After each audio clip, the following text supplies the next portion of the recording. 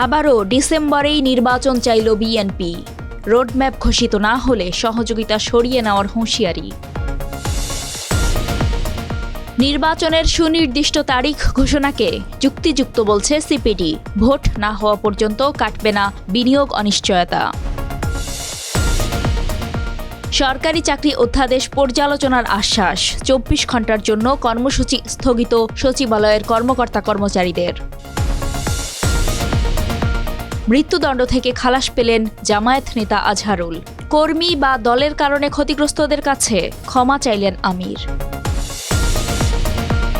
5 বছরের মধ্যে সর্বনিম্ন ডিএসইএক্স সূচক। বিনিয়োগকারীদের অংশগ্রহণ কমতে থাকায় বাজারে অনিশ্চয়তা।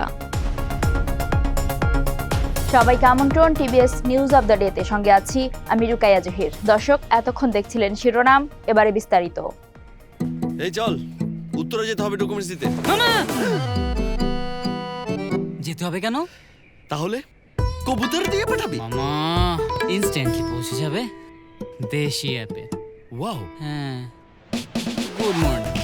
এভাবেই পাঠাও আপনার লাইফস্টাইলের প্রাউড অংশীদার। পাঠাও চলো দেশি ভাইবে চলবে 14 থেকে 31 মে পর্যন্ত। প্রধান উপদেষ্টার সঙ্গে রাজনৈতিক দলের নেতাদের বৈঠকের পরেও সরকারের পক্ষ থেকে জাতীয় নির্বাচনের সুস্পষ্ট ঘোষণা না আসায় হতাশা প্রকাশ করেছে বিএনপি।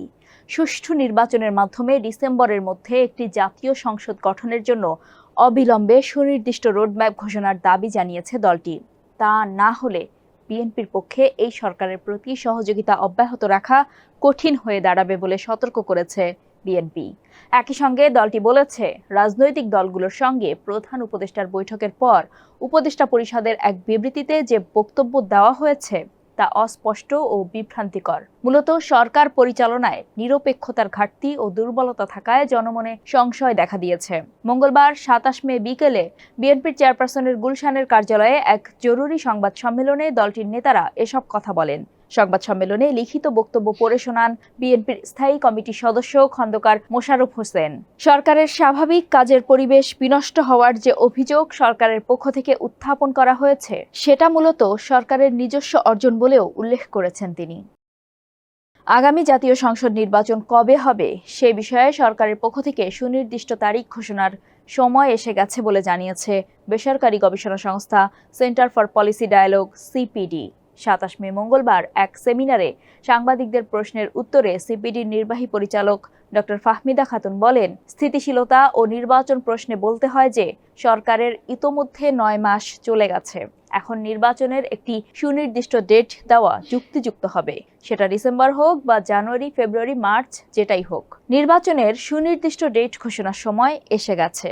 তিনি বলেন, রাজনৈতিক স্থিতিশীলতা না থাকলে বিনিয়োগ হবে না, আর বিনিয়োগ না হলে কর্মসংস্থান প্রবৃদ্ধি হবে না।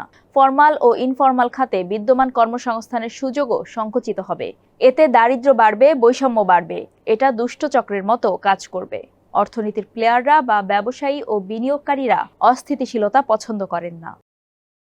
সরকারি চাকরি সংশোধন অধ্যাদেশ 2025 পর্যালোচনা করা হবে এমন আশ্বাস পেয়ে সচিবালয়ে আন্দোলনরত কর্মচারীরা তাদের কর্মসূচি একদিনের জন্য স্থগিত করেছেন। 27 মে মঙ্গলবার দুপুরের পর সচিবালয়ে ভূমি মন্ত্রণালয়ের সিনিয়র সচিব ASM সালেহ আহমেদ সহ কয়েকজন সচিবের সঙ্গে আন্দোলনকারী কর্মচারী নেতারা বৈঠক করেন। বৈঠকে সরকারি চাকরি সংশোধন অধ্যাদেশ 2025 বাতিল করার বিষয়ে কর্মচারীদের দাবি 28 মে বুধবার মন্ত্রিপরিষদ সচিবের কাছে তুলে ধরা হবে বলে জানানো হয়। পরে আন্দোলনরত কর্মচারীরা আগামীকাল বুধবারের জন্য কর্মসূচি স্থগিতের সিদ্ধান্ত নেন। বৈঠক শেষে ভূমি সচিব সাংবাদিকদের বলেন, আন্দোলনকারীদের সঙ্গে কথা বলার জন্য তিনি সহ কয়েকজন সচিবকে সকালে মন্ত্রিপরিষদ সচিব দায়িত্ব দেন। সেই অনুযায়ী তারা আন্দোলনকারীদের কথা শুনেছেন। তাদের কথা আগামীকাল সকাল 10টায় মন্ত্রিপরিষদ সচিবকে তারা জানাবেন। এ অবস্থায় কর্মচারীরা আগামীকাল কোনো কর্মসূচি পালন করবেন না। যুদ্ধাপরাধ মামলায় মৃত্যুদণ্ডের রায় বাতিল করে জামায়াতে ইসলামীর নেতা ATM আজহারুল ইসলামকে বেকসুর খালাস দিয়েছেন সুপ্রিম কোর্টের আপিল বিভাগ। 6 বছরের ব্যবধানে দ্বিতীয়বার আজহারের আপিল শুনে প্রধান বিচারপতি সৈয়দ রেফাত আহমেদের নেতৃত্বাধীন আপিল বিভাগের 7 বিচারকের পূর্ণাঙ্গ বেঞ্চ মঙ্গলবার 27 মে ঐক্যমত্যের ভিত্তিতে এই রায় দেয়। জুলাই অভ্যুত্থানে সরকার বদলের পর পরিবর্তিত প্রেক্ষাপটে এই রায় এলো। ৭১-এর মানবতা বিরোধী অপরাধের কোনো মামলায় রিভিউ আবেদনের পরিপ্রেক্ষিতে আপিলে এই প্রথম কেউ খালাস পেলেন। এই রায়ের পর সংবাদ সম্মেলনে জামায়াত আমির নেতাকর্মী বা দলের জন্য ক্ষতিগ্রস্তদের কাছে ক্ষমা চান। তিনি বলেন, দল হিসেবে আমরা দাবি করি না যে আমরা ভুলের ঊর্ধ্বে। এই সংগঠনের প্রতিটি কর্মী, সহকর্মী কিংবা দলের দ্বারা যে যেখানে ক্ষতিগ্রস্ত হয়েছেন, কষ্ট পেয়েছেন, সবার কাছে কোনো শর্ত নেই, বিনা শর্তে মাপ চাই। ঢাকা স্টকস এক্সচেঞ্জ ডিএসই প্রধান সূচক ডিএসইএক্স 5 বছরের মধ্যে প্রথমবারের মতো 4700 পয়েন্টের নিচে নেমে এসেছে। মঙ্গলবার 27 মে সূচকটি 41 পয়েন্ট কমে 4678 পয়েন্টে অবস্থান নিয়েছে, যা ধারাবাহিকভাবে 5 কার্যদিবস ধরে পতনের ধারায় রয়েছে। এর আগে 2020 সালের 12 অগস্ট ডিএসইএক্স সূচক সর্বশেষ 4633 পয়েন্টে অবস্থান করেছিল। গত 5 কার্যদিবসে সূচকটি মোট 123 পয়েন্ট হারিয়েছে। এদিকে বাজারের স্থবির অবস্থায় লেনদেনের পরিমাণ 300 কোটি টাকার নিচে অবস্থান করছে।